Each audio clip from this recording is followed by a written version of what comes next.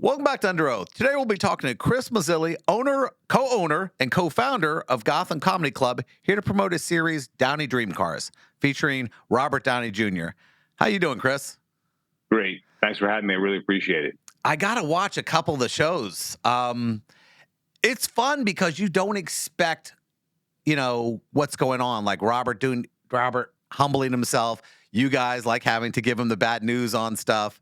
He plays kind of how can we put it? The comedy, the Jerry Lewis part of it in a way. I mean, listen, he's really funny. And to be honest, he was much more involved in the series than any of us thought he would be. And he was awesome to work with.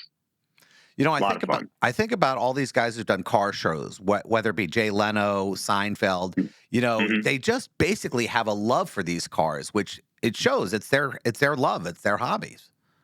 Yeah, you're right. I mean, they're all, the guys you just mentioned are all true car guys, as is Robert. I mean, Robert really loves his cars. You're a New Yorker, and I always wonder, because New Yorkers are really big car guys. And I'm thinking to myself, where do you store these cars? A lot of garages. You're right.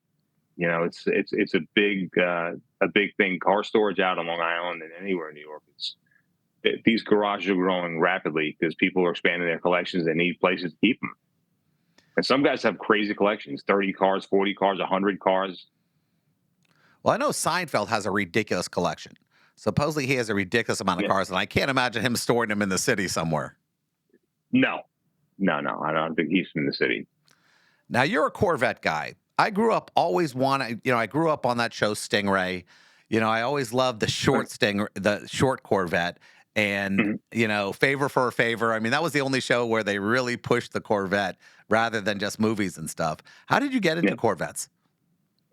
My dad worked for Chevrolet when he was a kid. So I started hearing stories about Corvettes and the cars that he drove as a kid very, very early on. And by the time I was like 4 or 5, I could name every car on the road. But I loved, Chevrolet, GM products, and particularly Corvette. Do you remember your first one? First Corvette? Yeah. Oh, yeah. Well, it was a 71 Corvette convertible. And I had it for a few months. And when doing research for that particular car, I came across a guy who owned it 25 years prior to me and sold it because he had a heart attack. And he said to me, "Chris, would you sell the car back to me?" And at that time, I didn't have the car that long. And he was a super nice guy. And I'm still friends with him. And I sold it back to him. So technically, that was my first Corvette. But the next one after that, I still have. It's a 69 Corvette convertible, 427, 390. And it's red, really cool car. And I still have it to this day. We don't appreciate our cars on the level that we used to. I mean, they're disposable. We don't fix them. We don't know how to fix them. We have no idea what's under the hood. My first car was an MGB, and I could fix that car. I didn't know anything about cars, but I could open the hood and figure it out. Now you can't. Not today. And they don't want you to. Listen, service is a big business. The service departments make more money than the sales departments in these car dealerships. Now, there's one thing about this show that cuts me up. It's Robert's like going, "Hey, can we make this electric?" I mean, what therapy do you need when you hear him say something like that? Well, listen, there were a couple of cars we kind of went back and forth on. But, hot rodding has always been about choice. And a good build's a good build. So the cars that we did electric in that show, the Corvette, the K10 pickup, and the VW bus all came out awesome. And the best thing is, you can still win the Corvette and the bus. If you go to RDJ Dream Cars, you can enter to win one of those cars. And I got to tell you, the builds on those things are sick. Like it would cost you, if you wanted to take a car and do that now, $250,000, $300,000. And Robert owned them. I mean, how many people can say they owned one of Robert Downey Jr.'s cars? I know in the past he gives cars away as gifts to like his co-stars and things like that. I can't even imagine. I think he gave Chris Evans that amazing car. And how do you even respond when somebody gives you a car? I mean, in my heart, I'm like, "Oh, wow." You know what? He's a great guy. As I was saying, like on set, he was fantastic. He knew every crew member's name. And at the end of the shoot, he actually gave each crew member an electric bicycle. I mean, that's a super nice thing to do. Now I've had the benefit. I do this show. I write comic books. I'm on a couple radio shows. I do stand up comedy. I get the chance to meet a lot of celebrities, and it's always a surprise to me. Sometimes when people are the over generous type, they're just Yeah, unbelievably likable, and you're yeah. afraid when you first meet some people. I mean, how was that first meeting you had with him? He was a total gentleman. I mean, look, full disclosure, I had known his father, so of course, his father said, "Hey, this is my friend." But I will tell you, in his when I've seen him meet other people, I mean, he's a super nice guy, super nice guy. Now, you manage a you founded, you co-founded Gotham Comedy Club, and you've dealt with a lot of celebrities. Now you're the celebrity. I mean, you're Well, on the show. You don't get it. You're not yeah, behind the scenes anymore. People get to see yeah. you. Listen, I'm just a car guy that got lucky. That's all. A comedy guy that got lucky. It happened to be at the right place at the right time. And yeah, it's kind of worked out in a cool way. Now, there's one thing in the car business that I'm aware of. There are a lot of people claiming that piece parts are original when they're not.